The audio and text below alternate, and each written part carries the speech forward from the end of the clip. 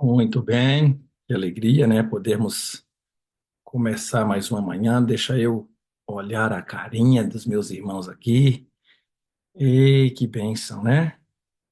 Lá no YouTube já estamos lá com praticamente 3.000 aparelhos, aqui nos quase 500 também no Zoom. Realmente é um grupo grande, é uma multidão de pessoas. E vamos para o nosso terceiro dia, para essa sexta-feira, avançando aí pela fé, abrindo a palavra de Deus. Estamos nesse tema onde o Espírito Santo é o tema central da nossa fala, mas ligado com a experiência nossa diária dos relacionamentos. Por isso, nós na quarta-feira falamos sobre a nossa relação com o Espírito Santo, quem ele é, né? A alegria de nós podermos ser cheios dele, o trabalho dele conosco, a nossa relação com ele. Ele é Deus em nós, ele nós pertencemos a ele pela habitação. Ontem nós falamos sobre o Espírito Santo e os relacionamentos de um modo intrapessoal, interpessoal, nós e nós mesmos, cheios do Espírito, somos felizes, alegres, agradecidos, mas também temos humildade para os relacionamentos interpessoais, o dia a dia da vida. É como se a gente olhasse ali Paulo colocando a plataforma para que agora a pessoa pudesse ir para os relacionamentos da vida a partir do Espírito Santo. Eu fico pensando que esse deve ser o curso de noivos, né, dos jovens solteiros da igreja. Aprender a serem cheios do Espírito Santo para irem para uma vida a dois, para o casamento. E aí, quando chegamos lá, encontramos Paulo falando sobre o Espírito Santo. Veja que a gente tem sempre que voltar para Efésios 2, Efésios 5, verso 18. Essa é a ideia. A gente vai abrir lá de novo, encontrar o texto como mandamento, que é o verso que nos leva para sermos cheios do Espírito. E aí, tudo que vem depois desse texto, até o final de Efésios, está ligado como um link, aí, indissolúvel, não se separa mais. Enchei-vos do Espírito, e tudo que vem depois tem que estar conectado a essa vida cheia do Espírito. Então, Paulo vai lidar com o relacionamento intrapessoal, interpessoal, conjugal, pais e filhos, patrão e empregado. Olha que coisa linda, hein? A gente não vai chegar a concluir tudo isso, mas se você quer saber como é que eu devo ser um funcionário, vai lá em Efésios capítulo 6. Lá diz como é que o funcionário tem que se comportar na empresa em relação ao patrão. Eu sou empresário, sou patrão. Como é que eu devo ser um patrão cristão? Seja cheio do Espírito. E lá está dizendo como é que um patrão cheio do Espírito conduz seus funcionários. Olha que coisa linda. Você entende que coisa especial? Olha que maravilha, né?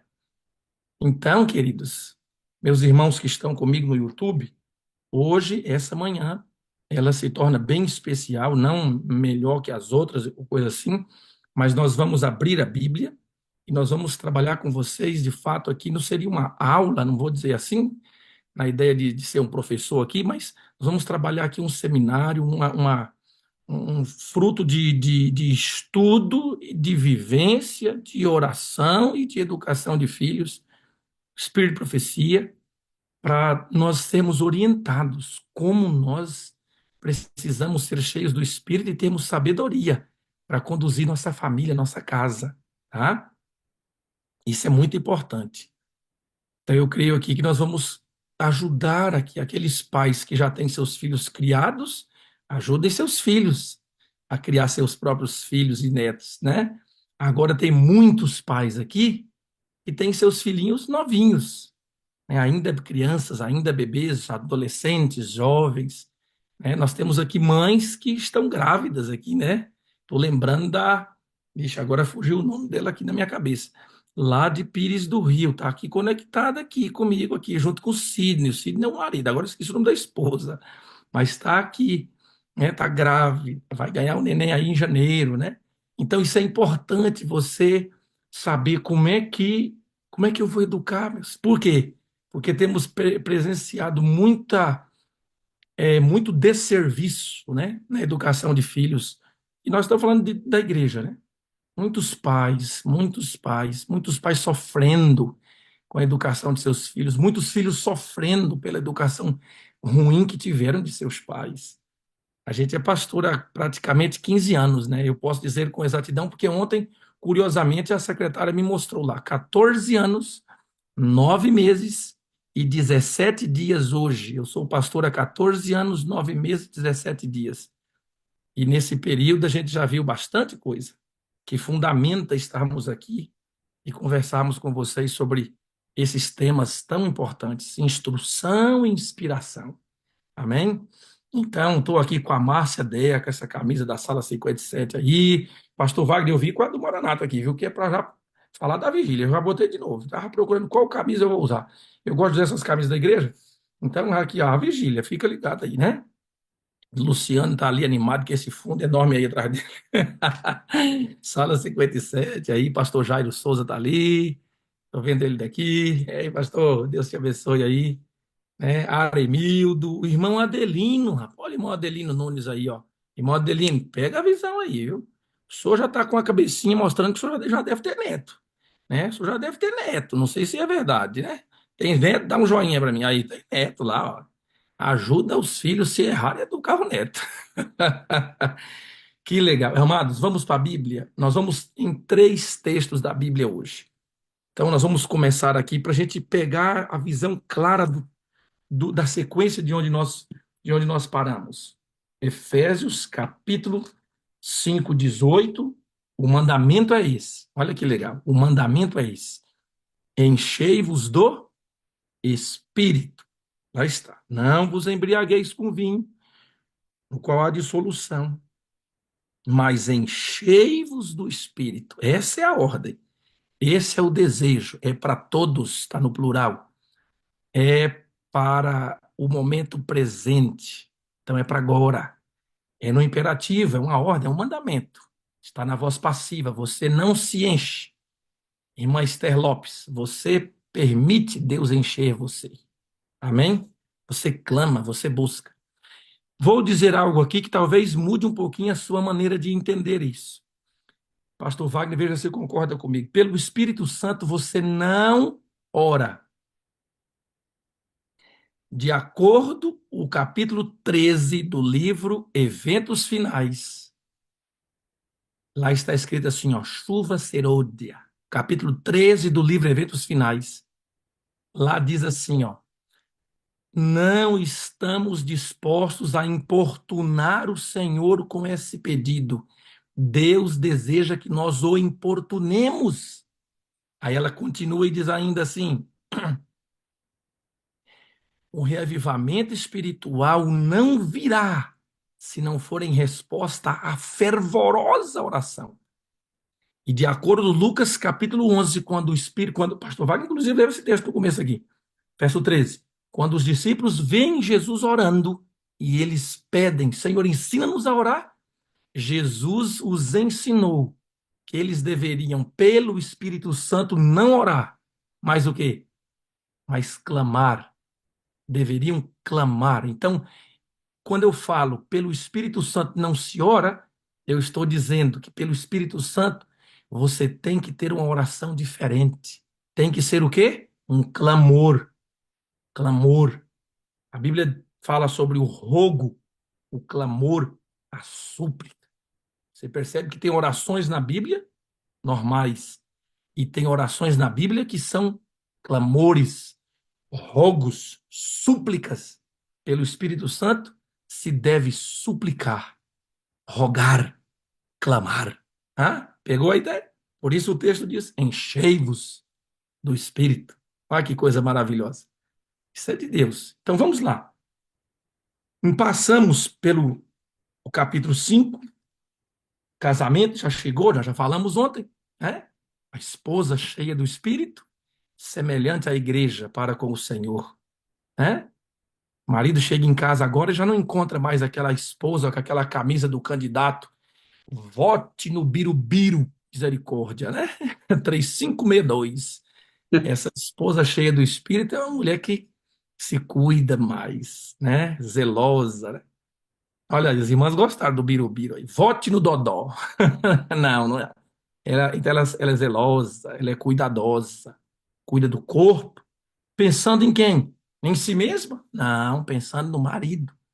E eu de vez em quando lembro a minha esposa que eu, quando treino, claro que é uma rotina minha treinar, né? Treinar o corpo mesmo, musculação, treino para que eu tenha saúde, sim, porque é templo do Espírito Santo meu corpo. Mas a parte legal é que a gente fica com boa saúde e fica até mais arrumado, não é verdade? Fica mais arrumadinho mesmo. E eu digo assim, a parte boa do ficar arrumado é para você. É, eu fico bonito para você, eu fico forte para você. E é bom quando ela reconhece isso, né? Olha, amor, como você tá forte, né? Isso é legal, irmãos. Isso é de Deus. O marido pensar na esposa. Eu cuido do meu corpo para minha esposa. Por quê? Porque esse corpo é dela. É de Deus, do espírito dela. A esposa agora pensa assim também para com o marido. Eita, Jesus. Outro dia eu vi uma coisa assim, sabe? Não é boba, não, viu? É importante. Vai fugir um pouco aqui, mas você vai entender. Uma palestrante dizia assim, cristã, sexóloga, ela dizia assim para as mulheres: mulheres, muito dos seus problemas com seus maridos se resolveria você comprando uma lingerie nova. Falei, vixe, meu Deus. Falei, vi, muito dos seus problemas com seu marido se resolveria você comprando uma lingerie nova. Falei, valei-me, Senhor. Talvez na cabeça da mulher não tenha a importância que o marido dá para uma esposa bem cuidada, o corpo bem arrumadinho, cheiroso, cuidar. Fiquei pensando, falei, rapaz, parece que esse negócio tem fundamento, né? Hã? Irmã, quer saber se isso é importante ou não? Pergunte para o seu marido. Pergunte para o seu marido se ele valoriza isso aí ou não. Porque Deus o criou dessa forma. Deus o criou visual, atraído pelo visual. Imagina agora. Hã? Que coisa maravilhosa. Eu vou cuidar para ele, é como se fosse o Senhor. Eu vou ser essa igreja. Tem irmãs que se comportam como igrejas, aquelas capelinhas lá de cemitério, sabe? A morte ao redor dela. É a tristeza essa igreja. Capelinha mortuárias. E tem irmãs que se equiparam e se cuidam como aquela catedral no centro da cidade, de frente com a prefeitura, de frente com a praça principal. Aqui em casa eu tenho uma catedral, irmãos. Nunca me acostumaria com a capelinha de cemitério, tá? Só para você entender aí o ponto alto desse zelo, desse cuidado, né? Desse cuidado. Tem que se cuidar. Vai cuidar. Primeiro que esse corpo aí não é seu. Marido, vai cuidar. Mulher também não gosta de ficar olhando para a barriga do marido e imaginar que se ela deitar com ele, ela subiu numa gangorra. Tem que se cuidar. Tem marido que se deitar com a esposa para dormir, a depender da posição que ele se alinhar com ela, a esposa fica numa gangorra, porque a barriga dele tem 1,5 m de altura. Não existe. Irmão, cuida disso aí, pelo amor de Deus. Por quê? Já basta ficar careca. Aí você vai lá, agora tá cheio de homem colocando cabelo. A minha falou: não se preocupe, eu gosto de você careca. Eu digo, então, graças a Deus, é menos 20 mil reais para investir, né? Agora imagina, careca já é baixinho e deixa a barriga crescer. Misericórdia, meu pai. Aí ele fala assim, amor, eu tô igual um tanquinho, mas é a centrífuga, aquele tanquinho redondo, né? Não é o tanquinho, né? Não, é dureza, irmãos, não é brincadeira, não. Tem marido que acha que, não, porque visual é só o homem. A mulher não é visual, a mulher é auditiva. Então a mulher não se importa. Como não se importa? Como não se importa? Rapaz, como é que não se importa? Imaginar que a esposa não se importa com o corpo do marido? Rapaz, tem que ser muito doido para pensar isso. Irmãos, parece que hoje tem uma geração de mulher que se importa mais com o corpo do que qualquer coisa, né? Rapaz, não é brincadeira. Então pega. Isso aqui, irmãos, é coisa de crente, viu? Isso aqui é assunto de crente. Tem crente que acha que se orar já valeu por tudo. Oração não emagrece ninguém, não, viu? Pega aí já a sua merenda para essa manhã. Oração não emagrece ninguém, não. O que emagrece é regime alimentar, é exercício físico, entendeu? É consciência. E não vem com esse negócio de que a obesidade é coisa de genética, não. Só 5%. O restante, irmãos, é descuido mesmo. Então vá cuidar de sua saúde. Toda pessoa obesa é uma pessoa inflamada, doente. Pensa nisso. E eu estou falando aqui com muito respeito, mas eu sou um pastor dessa igreja. Pastor educa as ovelhas. Vá cuidar da sua saúde, porque esse corpo aí, já começamos dizendo, primeiro, ele não é seu, ele é habitação do Espírito. Depois, se você é casado, ele não é seu de novo, ele é da sua esposa, ele é do seu marido. Vá cuidar. Quer saber se importa? Pergunte para o seu cônjuge. Amor, você gosta de mim toda gordinha? Olhe nos olhos dele para ver o que ele vai te dizer. Pergunte para sua mulher. Eu acho que essa aqui nem eu estava programado falar, viu? Mas, como aqui as coisas fluem pelo Espírito, então agora já falei. Não tem interesse de voltar atrás. E muito menos pedir perdão. Vá se cuidar para você ter mais vida, vida mais longa. E quanto mais vida, mais para a glória de Deus serve a sua vida. Eu quero terminar meu ministério, como se diz, o período normal do ministério, daqui 24, 23 anos, e eu quero ser um pastor jovem, firme, forte, sendo convidado para continuar pregando o evangelho aonde Deus mandar, junto com a minha esposa. E já planejei, vamos comprar um motorhome e entra dentro desse bichão e vamos embora. Para onde? Para onde os irmãos convidar para pregar. Aposentado, jubilado, com saúde, com vida, com vigor. Que Deus te abençoe na sua saúde física, que ela seja para a glória de Deus. Por isso, eu me valho da Bíblia para dar o conselho que eu acabei de dar. Quer comais, quer bebais, porque o que engorda é comida e bebida. Quer comais, quer bebais, quer durmais, quer se exercitais. Hã? Faça tudo para a glória de Deus. De Deus. De Deus. Então vamos para a Bíblia. Efésios capítulo 6. Começa no verso 1 agora. Filhos, obedecei a vossos pais no Senhor, pois isso é justo. Se a obediência não for no Senhor, não é completa, não é plena. Por isso o texto diz: obedeçai vossos pais no Senhor. Um filho e uma filha só têm condições de obedecer aos seus pais no Senhor se o Senhor tiver sido apresentado a eles. Esse é nosso papel. Então, continua dizendo: honra teu pai e a tua mãe, porque é o primeiro mandamento com promessa, para que te vá bem e sejas longa a sua vida sobre a terra. Interessante. Por que que não começa com os pais e começa com os filhos? Hã? Porque nem todos os filhos são pais, mas todos os pais são filhos. É como se Paulo dizia assim: eu estou te preparando para ser pai. Para ser um bom pai, precisas aprender a ser um bom filho. Não existe bons filhos pela autoajuda. Existe filhos espirituais pela presença do Espírito. Então, filhos, sejam cheios do Espírito, porque em algum momento vocês serão pais. E quando forem pais, serão pais cheios do Espírito. Aí agora ele diz para os pais no verso 4: e vós, pais, não provoqueis vossos filhos a ira. Eu achava que isso aqui, irmãos, era o pai não ficar irritando o filho. Qual é o pai que fica irritando o filho? Aqui não tem a questão de ficar irritando o filho. O pai fica beliscando o filho, provocando o filho aí. Não, não, não. Provocar o filho à ira, irmãos, é educar o filho sem os princípios de Deus, de maneira que esse filho no futuro vá sofrer a ira sobre a sua vida, vai ter consequências desastrosas sobre a sua vida. Pais, não provoqueis vossos filhos à ira. Seriam pais, eduquem para que eles não sofram a ira dos homens e a ira de Deus no juízo. Consigo plenamente ver isso aqui.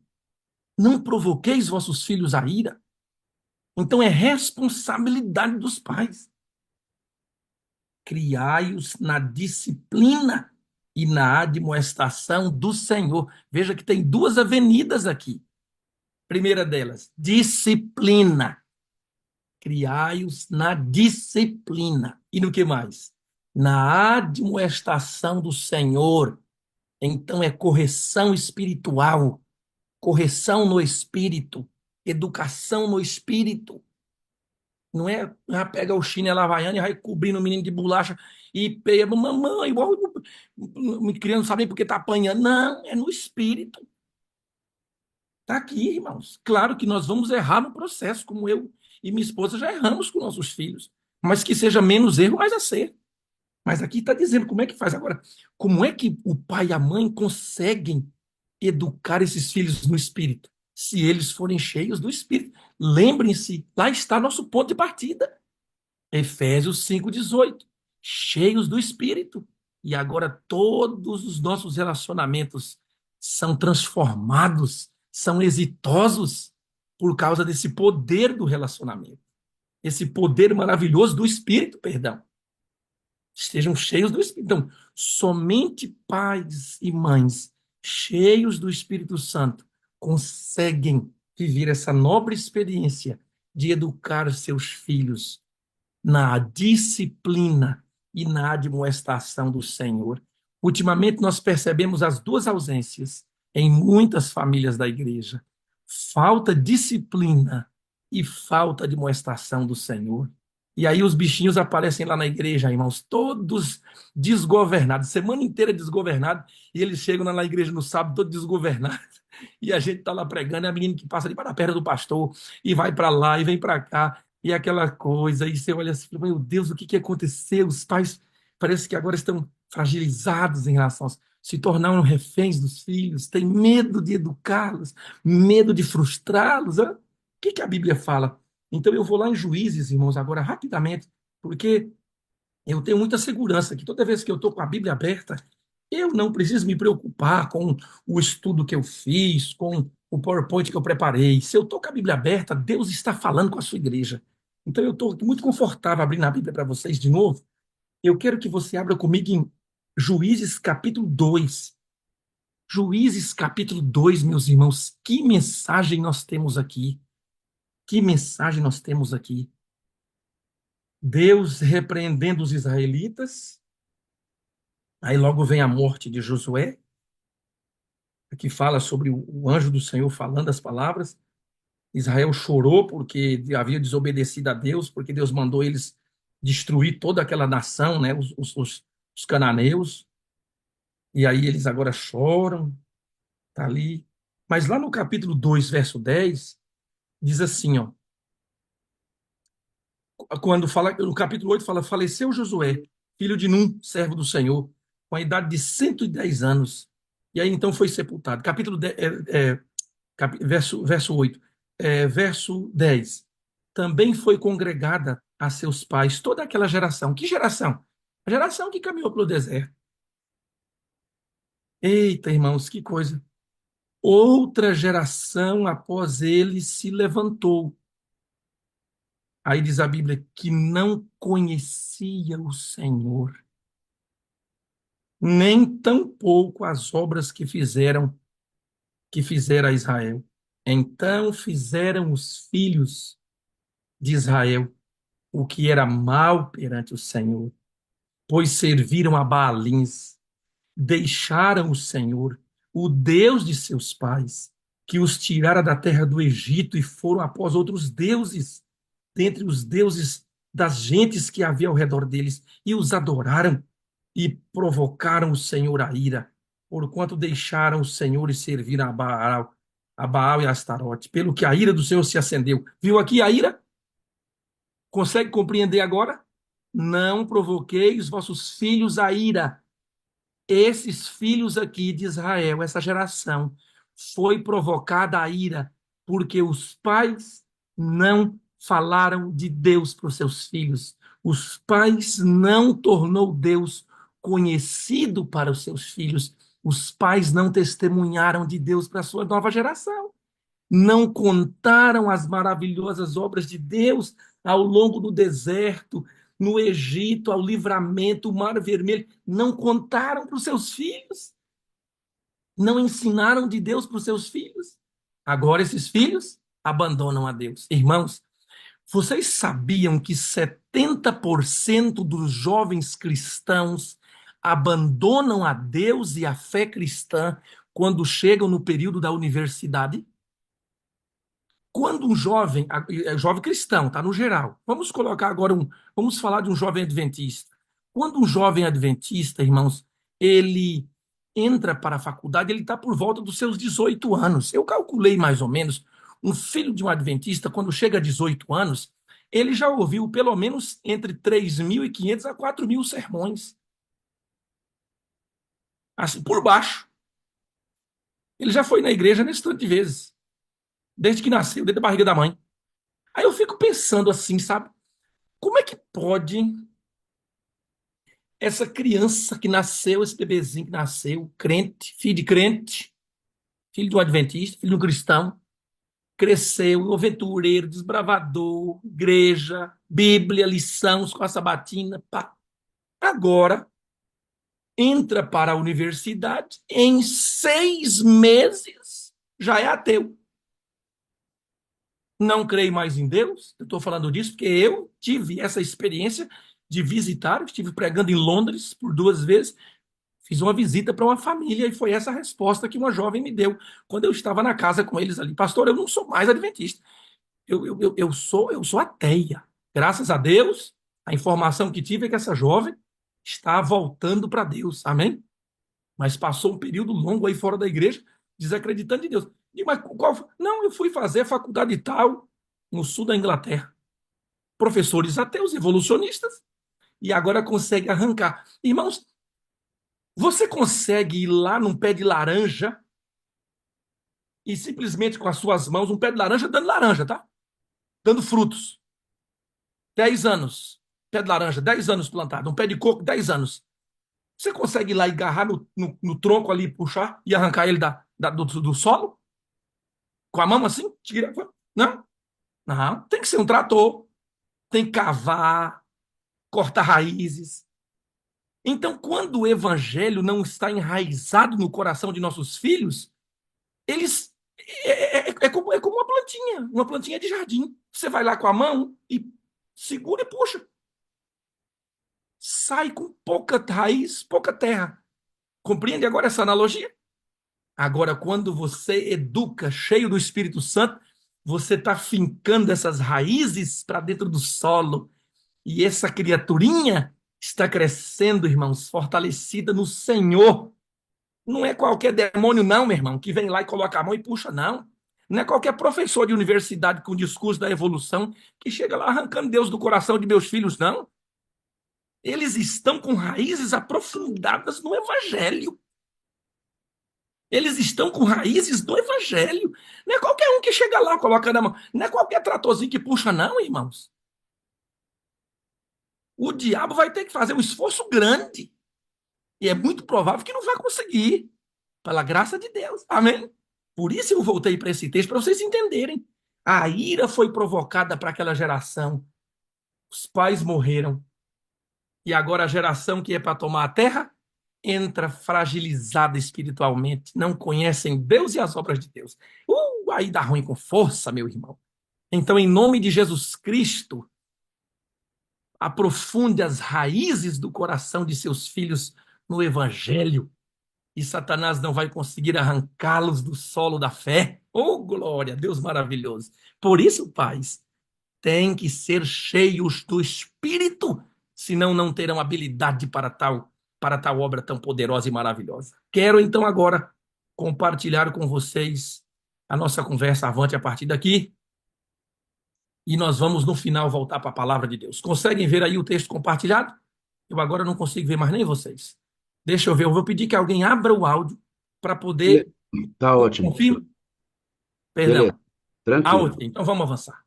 Eu não estou vendo mais ninguém aqui na minha tela, mas a tela está aí, vocês estão vendo. Então vamos lá. Pais espirituais, filhos vencedores. Antes eu tinha colocado aqui outro título. Pais formadores, filhos vencedores. Mas eu creio que esse ficou melhor. Pais espirituais, filhos vencedores.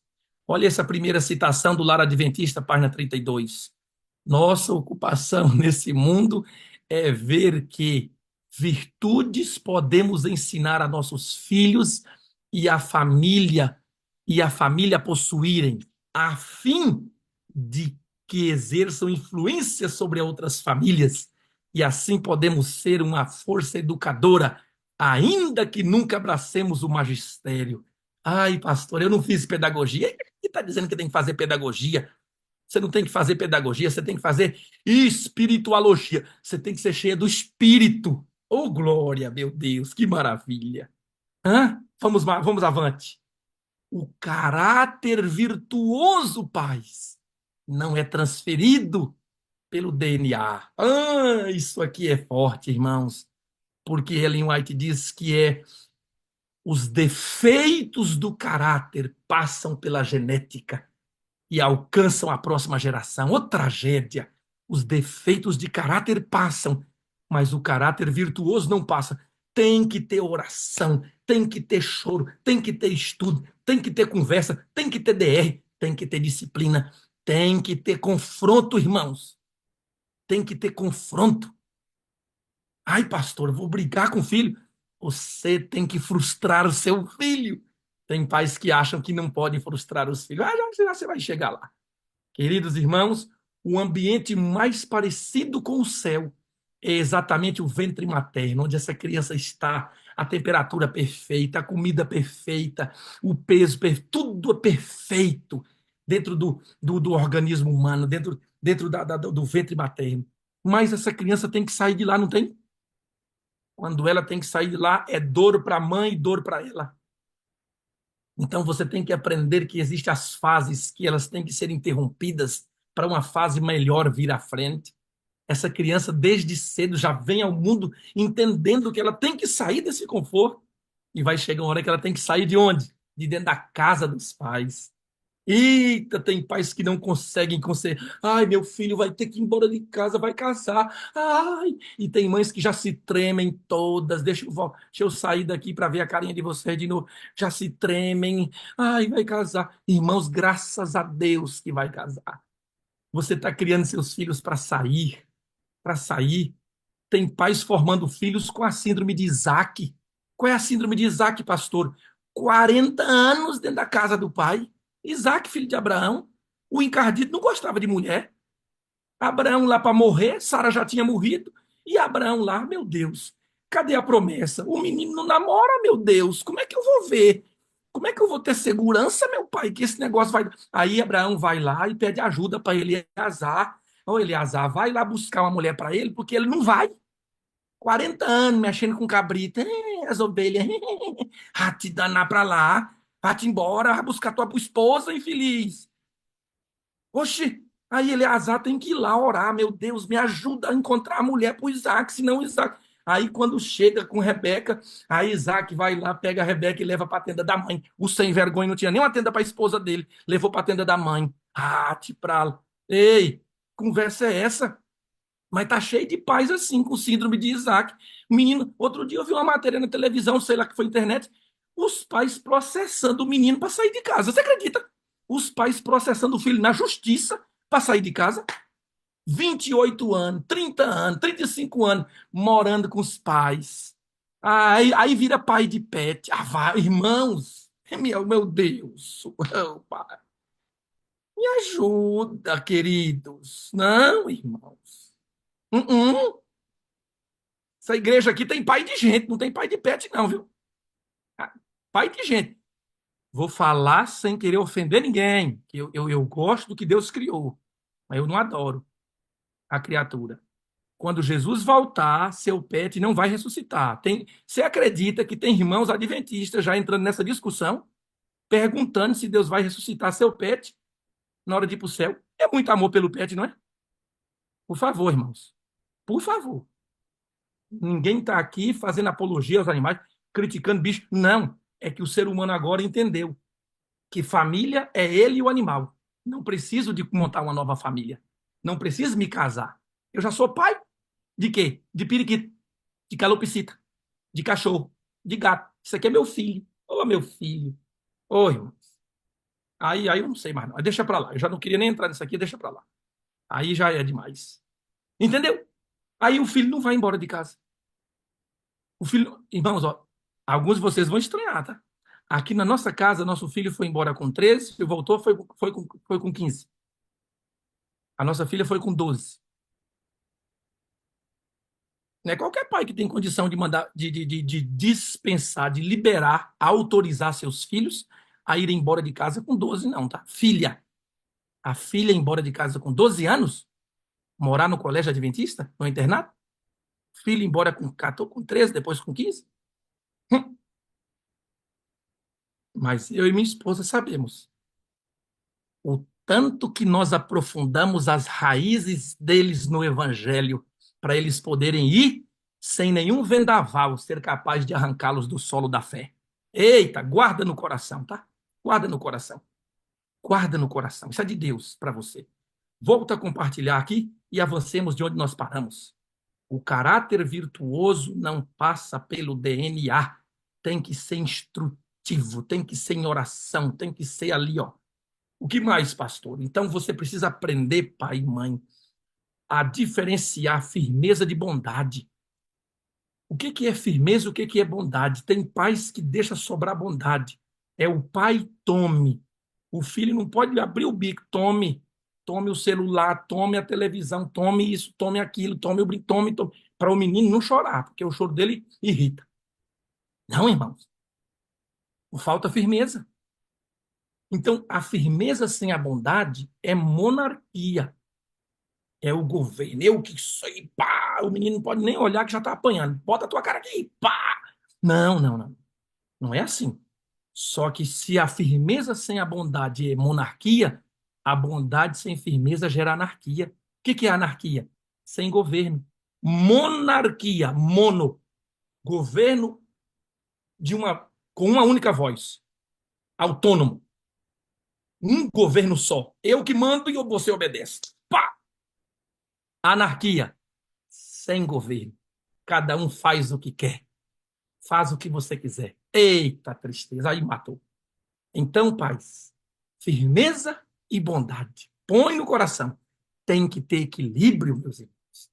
Olha o que a doutora Ana Lemke escreveu. Esse livro, Nação Dopamina, é um livro interessante, forte. Porque, olha o subtítulo ali. Por que o excesso de prazer está nos deixando infelizes? E o que podemos fazer para mudar? Excesso de prazer. Estamos formando uma nova geração do hedonismo. Olha o que ela vai dizer. Ao proteger nossas crianças da adversidade, será que fizemos com que morressem de medo dela?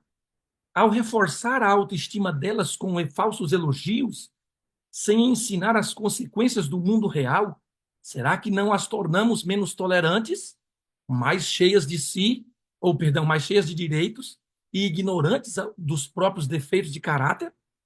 Ao ceder a cada desejo delas, será que não as estamos incentivando a uma nova era de hedonismo? Hedonismo é a geração do prazer. Por isso, irmãos, isso é preocupante. Firmeza e bondade. Olha o que diz Glória Calil. Não confunda dar limites que a criança precisa e gosta com repreensão. Isso é importante. E olha agora para você entender de maneira especial esse ciclo do mimo, produzido por Léo Freiman no seu livro A Síndrome do Imperador. Eu li, irmãos, esse livro poderoso, hein? A Síndrome, claro, não é mais poderoso do que o Lar Adventista, do que a Orientação da Criança, mas é muito especial esse livro. Léo Freiman. Eu gosto desse autor, ele é cristão. Então ele traz para nós o ciclo do mimo. O que acontece no ciclo do mimo? O filho entra em uma situação de sofrimento, lá na escola, alguma situação, na igreja, com os amigos, com o vizinho, que seja. Os pais, eles sofrem com os filhos. O que mais? Olha o ciclo. Os pais sentem na obrigação de fazer algo pelo filho. O que acontece, então? O que acontece? Acontece isso aqui, ó. Se for preciso, atacam o fator estressante dos filhos. Isso é terrível. O que acontece? O filho se acomoda e o que mais? E cria a crença de que o mundo lhe serve. E o que acontece? Acontece isso aqui. Só um segundo, irmãos. Acontece isso aqui, ó. Final, resultado. Não há consequência, nem aprendizado, nem desenvolvimento. Esse é o ciclo do mimo. Essa criança que agora é criança mimada, ela vai sofrer no futuro, porque ela não terá os seus pais para sempre consigo. Isso é terrível. Deixa eu voltar aqui e falar para vocês aonde esse mimo começa. Esse mimo começa quando a criança nasce. Cuida, irmãos. Pais pegam seus filhos e colocam no quarto. O casamento começa a mudar a partir do nascimento dos filhos, porque os pais pegam os filhos e levam para o quarto. O filho agora passa a dormir na cama do casal. Irmãos, filho não dorme na cama do casal. A cama do casal é a cama do casal. Coloca o berço dentro do quarto. Não, não, não, não. Coloca no quarto, não. Ensina seu filho. O berço coloca no quarto dele. Ah, mas não tem quarto para ele. Coloca na sala. Ele já vai se acostumando com a porta de saída, desde que nasceu. O quarto do casal é do casal. Ali é o Shekinah. Ali é o sumo sacerdote que entra só ele e a sacerdotisa. Ali não entra. Claro, entra, mas não, ali não é o lugar da criança montar seu reino. Aí o marido, se tiver espaço, ele deita, senão é a mãe e o menino. Não, irmãos.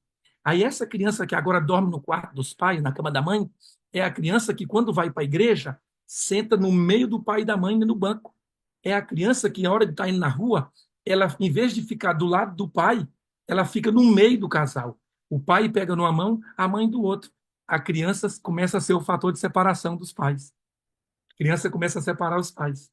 Não tem que separar, não, irmãos. Aqui em casa eu falei para os filhos, olha, eu falei, olha, é o seguinte, se o quarto do papai e da mamãe estiver com a porta aberta, escancarada, vocês podem entrar, papai e mamãe, ali está de boa, quarto tá aberto, o quarto se tornou extensão da casa. Mas se a porta está fechada, vocês primeiro têm que fazer duas coisas. Coloca a mão no trinco, está aberto, a porta não está trancada, então vocês têm que bater. Vocês têm que pedir licença. Papai, mamãe, posso entrar? Aí nós vamos autorizar ou não a entrada. Mas se vocês colocam a mão na porta e o trinco está trancado, irmãos, falei, filhos, dali você já sai de ré. Sai de ré, inimigo, que papai e mamãe estão no Shekinah. Muito provavelmente nós estamos em oração, ali vindo a glória do Pai. Não entra não, que é fulminado. Não insiste, não atrapalha. Eles dão risada, mas sabe o que eles acham? Eles gostam, irmãos, eles gostam dos limites que nós colocamos. A criança precisa e gosta dos limites. Então entenda, pai e mãe, você tem que saber, não é assim. Ah, celular, o quarto do filho. O quarto do irmãos, o filho não tranca o quarto com a chave para o lado de dentro. Não. O filho não pode entrar no quarto do pai a hora que quer. O pai entra no quarto do filho a hora que quer. Pai não pede licença para entrar no quarto do filho. Filho, eu posso entrar? Claro, se já é um adolescente, está sem roupa e tudo mais, é uma coisa. Agora, você ficar refém. Filho não usa celular dentro do quarto com a porta trancada. Filho não leva celular para o banheiro. Tem que ter, irmãos, o que eu estou fazendo com meu. Quantos pais eu já vi, pai, pastor, me ajuda. Meu filho está mergulhado em pornografia. Meu filho está. Adolescentes. Meu Deus do céu. Por quê? Porque não tem limites, não tem regra, não tem conselho espiritual, não tem o Espírito Santo lhes dando sabedoria para lidar. Tem que ter, meus irmãos. Nós temos recursos suficientes para isso. Voltemos aqui, por favor. Olha aqui. Esse é o ciclo. Princípio PNP. Aqui nós vamos terminando essa instrução. Princípio PNP. Pastor, o que é isso?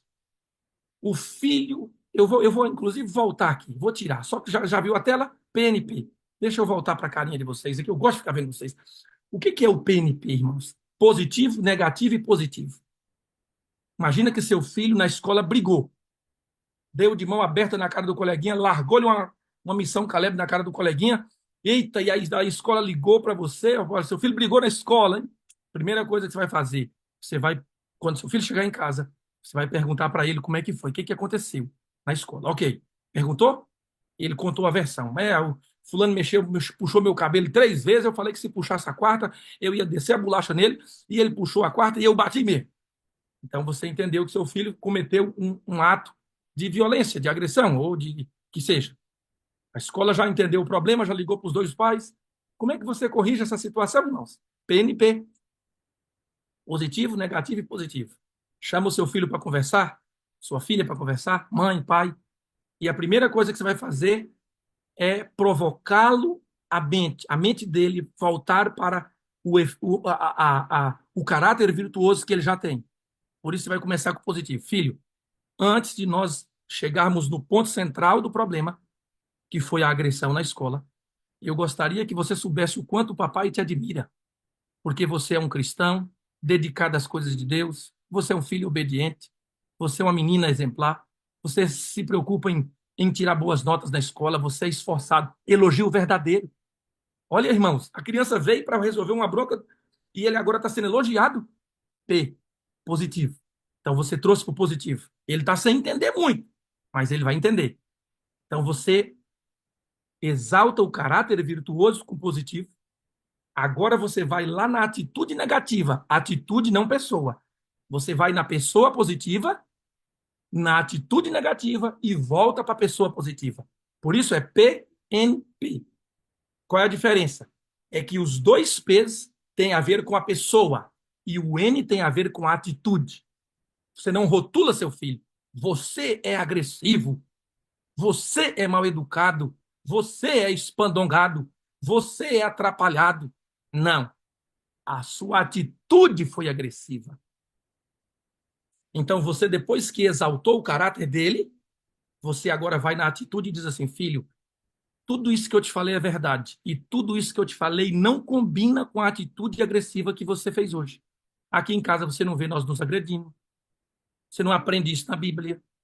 Você vê, inclusive, que os agressores, eles não são felizes, eles sofrem, eles são punidos. Então, a sua atitude agressiva não combina. Olha, você atacou a atitude agressiva do filho. Agora você volta para o positivo. Eu quero crer que, como isso não combina com a pessoa de Deus que você é, nós não vamos precisar mais ter essa conversa, não é verdade? Porque isso não vai se repetir na sua vida, porque você continua sendo essa pessoa maravilhosa, esse filho virtuoso, esse cristão que você é, e é isso que Deus espera de cada um de nós. Então você começou com positivo na pessoa, atacou a atitude negativa e voltou para a pessoa positiva. E agora você ora com seu filho.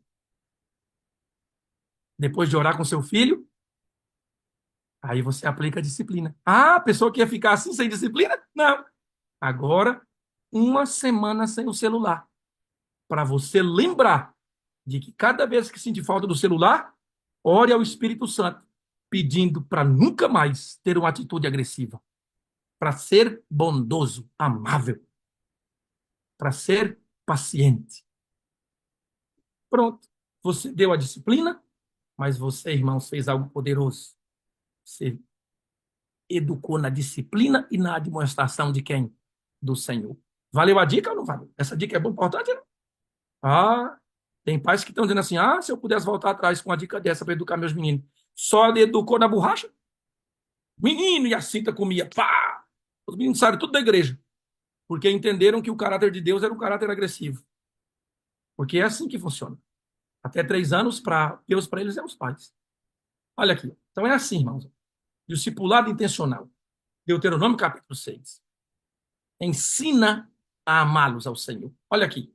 Isso aqui é meu primogênito. Olha a idade. 3 aninhos. Aprendendo a ir para a igreja, ir com o papai na prática pastoral, no teológico. Saía de casa, entrava no ônibus, ia para a Feira de Santana. Papai, posso ir com o senhor para a prática pastoral? Pode, meu filho, deve. Bora. Após o culto, vamos fazer trabalho missionário na rua, entregando folhetim. Nesse dia aqui, ele ensinou a lição da graça para mim. A gente estava indo na rua entregar folheto, aí chegou um bar na esquina, cheio de bêbado. Aí eu falei, vamos para o outro lado da rua. Ele falou, ai, papai, não vai entregar o folhetim para eles, não? Aí eu falei, vixe, vou deixar os bêbados de fora? Aí eu falei, não, não, vamos lá entregar. E você entrega. Aí ele, desse tamanhozinho aí, com essa roupinha aí, entregando o folhetim da Bíblia para cada bêbado. Aí o bêbado começou a pegar o folheto, começou a chorar. E eu falei, tome, ali, ó. Ensinou a mim e os bêbados. Agora, olha aí. Eu quero ser igual ao meu pai. Olha aí. Isso é discipulado, irmãos. Isso é êxito no discipulado, na educação. Mas tem que ser cheio do Espírito. Aqui a virtude não é do pastor Gilson, não é da irmã Vânia. Aqui é o Espírito Santo, irmãos, habitando no coração. E isso não nos isenta de erros, mas é muito mais aceito. Olha que coisa bonita. Primeiro sermão dele na igreja, desbravadorzinho. E eu estava lá no apelo. Olha aqui agora. Nas férias, eu, evangelista, vamos mudar para a cidade tal. Vânia, Felipe, Lara. Geladeira em cima do caminhão, fogão, colchão. Bora para a cidade tal. Alugar lá uma kitnet, porque nós vamos plantar uma nova igreja lá, com evangelismo. Ah, meus irmãos, olha os meninos aqui. Limpando o quintal para poder armar a tenda para fazer a igreja, para fazer o evangelismo. Isso é o quê? Ensina no caminho do Senhor. Ensina no caminho. Aí o texto. Olha ele pregando. Nesse dia que ele está de gravatinha pregando aqui, eu estava pregando lá em São Paulo, numa igrejinha para 10, 15 membros. E ele pregando numa igreja para quase 300 pessoas. Que coisa maravilhosa. Hã? É isso aqui, irmãos. Olha agora, já maiores vinhos. Olha a menina aqui, missionária. Isso aqui é ela na missão. Aqui é ele na missão. Aqui os dois na missão. Lá em Morro de São Paulo, na Bahia, fazendo missão junto pelo IABC. Ele foi o orador. Olha essa foto da minha menina, irmãos. Essa é a Lara. Para mim, aqui não é nem a questão. Irmãos, olha. Recebemos o convite para pregar nos Estados Unidos. No meio do ano, ajeitei para ir nas férias com a família. Aí iam pagar a passagem da minha esposa. Ela falou, querido, vamos agora juntar o dinheirinho e pagar para os meninos irem. Aí nós demos a notícia para eles. Foi, filho, ó, a gente vai poder ir para os Estados Unidos, papai vai pregar, mamãe também vai, e a gente vai se virar agora para vocês irem. Qual é a data? Na data tal, mês de julho. Ela falou assim, não vou poder ir não. Mas como assim, filha? É porque realmente essa data, mas filho, é nas férias. Eu sei, pai, mas eu já comprometi essas férias com a missão Xerente. Eu vou lá para a aldeia indígena fazer missão com os indígenas, cuidar das crianças enquanto o evangelismo acontece. Ah, meus irmãos, qual é a adolescente que troca ir passear nos Estados Unidos com a família quando ela nunca foi, para poder ir para dentro de uma aldeia indígena, fazer missão e cuidar de meninos? Essa é ela. Eu fico aqui orgulhoso, irmãos, disso. Quando a minha filha falou isso para mim, eu falei, meu Deus. Aí eu entendi, irmãos. Eu entendi a raiz, o solo em que essa raizinha foi plantada por mim e pela minha esposa. Os anjos de Deus nos ajudaram. Porque Ellen White diz que os anjos ajudam os pais fiéis a educarem seus filhos. E eu pude entender o tamanho do valor do evangelho no coração da minha filha. Outro dia eu estava aqui em Brasília pregando na igreja de Águas Claras, fazendo um batismo de uma senhora que veio num apelo que eu fiz com a caravana anos antes. E naquele mesmo dia, minha filha estava dentro do tanque batismal do IABC, junto com o pastor, batizando uma amiguinha por quem ela deu um estudo bíblico. E ela chorava lá dentro do tanque batismal, porque ela estava junto com o pastor, e o pastor batizando a amiguinha, fruto do trabalho dela que ela ganhou para Jesus. É disso que eu estou falando. Irmãos amados, é disso que eu estou falando. É eu ir lá no IAP, lá na Faculdade Adventista do Paraná, entrar na sala de aula do primeiro ano e ver na carteira, a primeira carteira, de frente com a mesa do professor, um menino, e esse menino é meu filho. E eu agora começo a dar alguns conselhos para os teologandos, e o meu filho abre a agenda e começa a anotar os conselhos do pai dele, os conselhos de um pastor para um aluno de teologia. Ah, meus irmãos, eu me lembro de quando falei isso com o meu filho, e falei, filho, você vai para o teológico fazer teologia para ser um pastor? Filho, senta na frente do professor. Não senta no fundão, filho. Senta para você aprender tudo. Ele falou, pai, o senhor acha que aonde é que foi que eu escolhi minha carteira? O senhor acha que eu escolhi minha carteira aonde? Quando eu chego na sala de aula, ele está sentado na carteira colada com o professor. Meu filho faz teologia, irmão. Sabe o que ele fala para mim? Pai, o senhor não tem ideia, pai. Eu encontrei minha vida, pai. Pai, de vez em quando os professores estão lá dando aula. Eu debruço a minha cabeça e eu choro, aprendendo da profundidade da palavra de Deus. Irmãos, ele vai ser um pastor daqui 3 anos. E um dia ele falou para mim, papai, o dia que se eu tiver já velhinho, sem conseguir avançar tanto como o senhor faz agora, eu vou estar no auge do ministério. Eu falei, oh meu Deus, qual é o que mais um pai, uma mãe deseja para a vida? Minha esposa, ela diz assim, Deus foi tão maravilhoso, porque um dia eu pedi um pastor para Deus, quando eu era solteira. Um dia ela me contou, eu quero me casar com um pastor, a gente se conheceu. E eu disse, eu quero ser o pastor. Aí, meu irmão, se embolou, né? Essa coisa de Deus. Hoje ela fala, meu Deus, eu pedi um pastor, Deus está me dando dois. Eu tenho um marido pastor. E eu tenho um filho, futuro pastor. Aqui é a nossa carinha. Aqui, irmão. Ah, Senhor, Deus seja louvado. A maior prova do poder do cristianismo que se pode apresentar ao mundo é uma família bem ordenada, bem disciplinada. Isso recomendará a verdade como nenhuma outra coisa o pode fazer, pois é um testemunho vivo de seu efetivo poder sobre o coração. Bendito seja o Senhor. Família bem ordenada e bem disciplinada. Deus seja louvado pela família com que ele me ajudou a formar com a minha esposa, para a glória de Deus, irmãos. Louvado seja Deus. Eu digo o tempo todo, louvado seja Deus. Meus filhos estão com raízes profundas no Evangelho. Não é qualquer vento que arranca-os dessa verdade. Por isso, irmãos, eu quero louvar a Deus. Um dia, e estou terminando aqui, um dia, quando meu filho tinha 3 aninhos, nós voltávamos do shopping lá em Cuiabá. E meu filhinho, irmãos, minha esposa chegou em casa e falou assim, filho, nós combinamos quando o papai abasteceu o carro que você iria, quando chegar em casa, contar para o papai o que aconteceu. Aí eu não entendi nada, não sabia de nada. Ela falou, querido, resolve aí com teu filho e eu estou indo ali fazer o nosso almoço. Já era 1 da tarde, irmão, estava com muita fome. A gente comportava naquele tempo. Ele tinha 3 aninhos.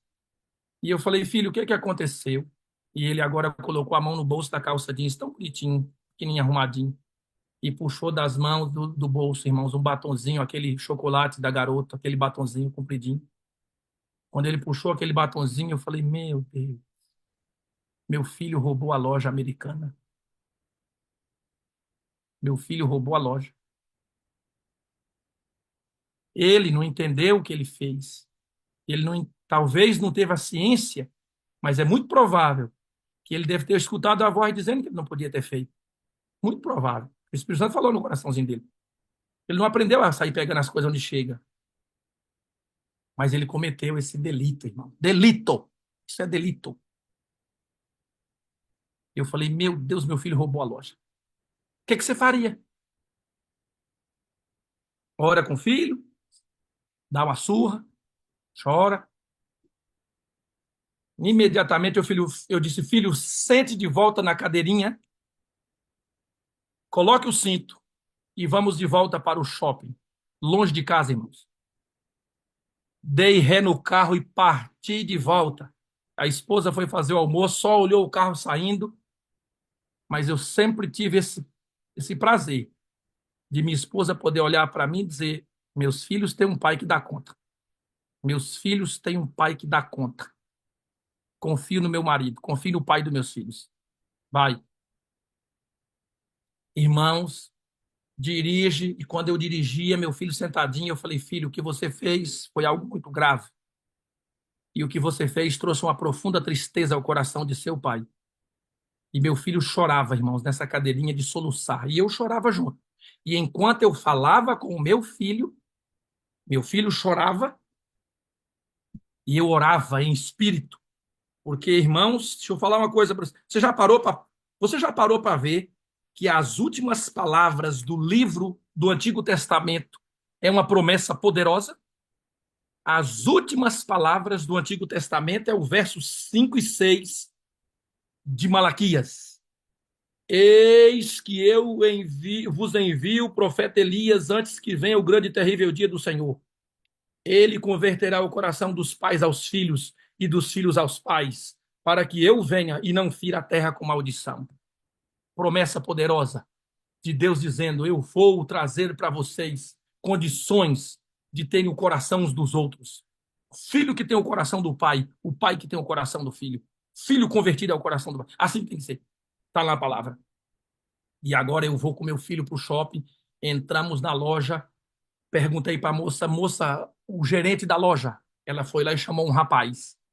Meu filho no chão, em pé.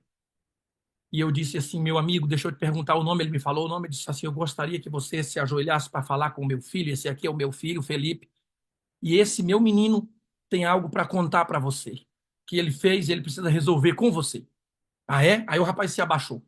E o meu filho agora põe a mão no bolso e traz aquele batonzinho amassadinho, todo molinho, todo chocolate derretido, e mostrou para o rapaz. Aí eu disse assim, pegue na mão dele porque ele vai resolver o problema técnico. Ele vai com você no caixa para poder pagar. Aí o rapaz logo entendeu. Esse menino roubou a loja. Aí pegou o batonzinho da loja. O rapaz pegou na mão do meu filho e ambos foram para o caixa e eu fiquei na porta, irmão, parecendo segurança. Eu fiquei na porta da loja. Disse, vai lá e traga meu filho de volta. O gerente pegou na mão do meu filho, foi lá no caixa, meu filho pagou, pegou o troco e voltou. Quando o meu filho voltou, eu falei, agora eu vou pedir para você se abaixar de novo, porque agora ele tem algo para resolver com você. De novo, abaixa. Quando baixou, eu falei, filho, fale para ele o que você precisa falar. Aí meu filho olhou para o rapaz e disse assim, o senhor me perdoa? Ah, meus irmãos, lágrima descendo nos olhos do meu filho. O gerente olhou para mim assim e olhou para o meu filho e meu filho disse, o senhor me perdoa? Chorando. O rapaz disse, não, Felipe, tá perdoado, Felipe, tá perdoado. Aí eu disse assim, aí eu olhei pro rapaz, ele olhou para mim e falei, dá um abraço nele para selar o pé, para materializar o perdão. Irmãos, quando o rapaz foi abraçar meu filho agarrou o pescoço desse homem. Meus irmãos, aí endoidou tudo. Porque aí era o homem chorando do lado, o meu filho chorando no braço do homem, e eu chorando, vendo os dois chorando. E aí ninguém na loja entendia nada, o que que era aquilo. E o rapaz, de repente, agora pega meu filho assim e vai trazer para mim. Aí agora eu abracei meu filho. Abracei meu filho assim, irmãos. E naquela hora eu entendi que Deus estava escrevendo a lei no coração dele: não furtarás. É isso que o Espírito Santo faz. Está prometido em Ezequiel 36. Eu vou escrever a lei na tábua dos vossos corações. Oh, glória. Aquele rapaz, quando me entregou meu filho, disse para mim assim: pai, eu entendi tudo o que aconteceu aqui. Eu só gostaria que o senhor entendesse uma coisa. Um dia que eu me tornar pai, eu vou lembrar do Senhor. E eu vou tê-lo como referência de pai na minha vida.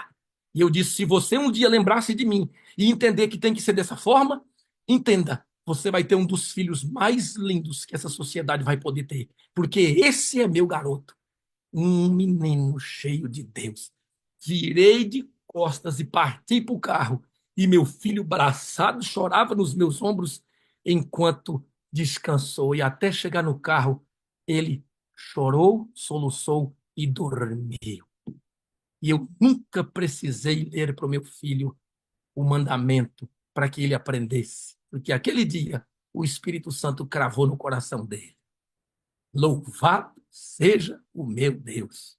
Por isso, irmãos, a palavra de Deus diz no Salmo 79, ou 76. E eu vou terminar com a palavra de Deus. A palavra de Deus, irmãos, tem poder. Por isso que eu não me preocupo por tanto da fala em relação à palavra. Salmo 77, perdão, 78, verso 3. O que ouvimos e aprendemos. Lembra lá daquele texto que a gente leu de Juízes? Que o povo não mostrou para os filhos a Deus? Agora olha a diferença. O que ouvimos e aprendemos, o que nos contaram nossos pais, não encobriremos, verso 4, a seus filhos.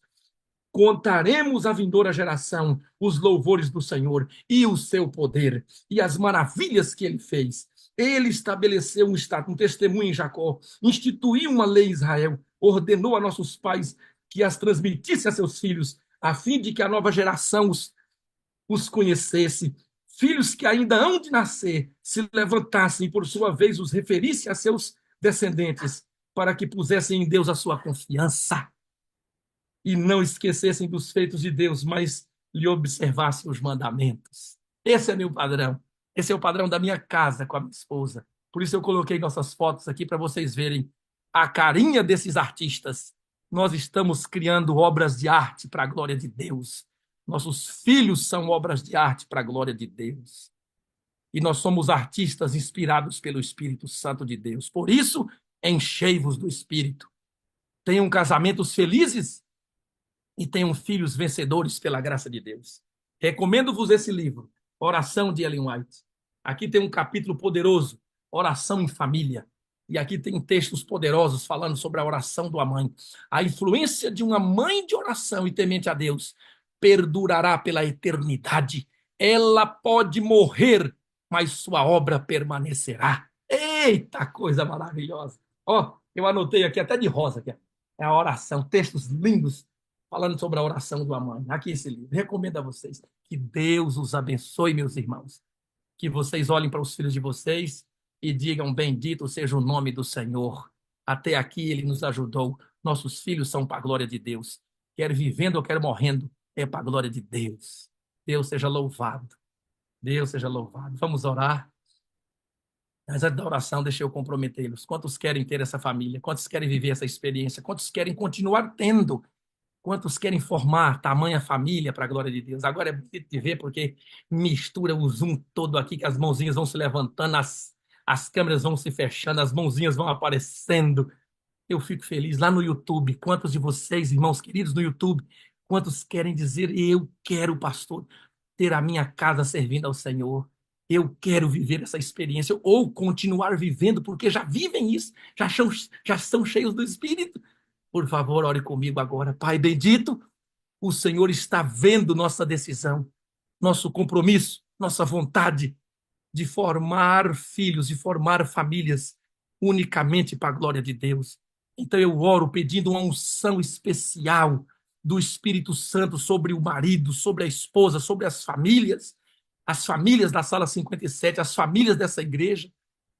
Pai querido, por favor, entra em cada lar, Senhor, por favor, que em cada uma das casas que estão abertas agora, e nós podemos entrar com a tua mensagem, habite uma atmosfera mais do céu do que da terra, que Jesus Cristo nunca saia, que os anjos estejam sempre presentes, que o Espírito Santo tenha prazer de habitar. Eu oro por isso, em nome de Jesus. Amém e amém. Deus os abençoe. Amém e amém. E por que o senhor parou?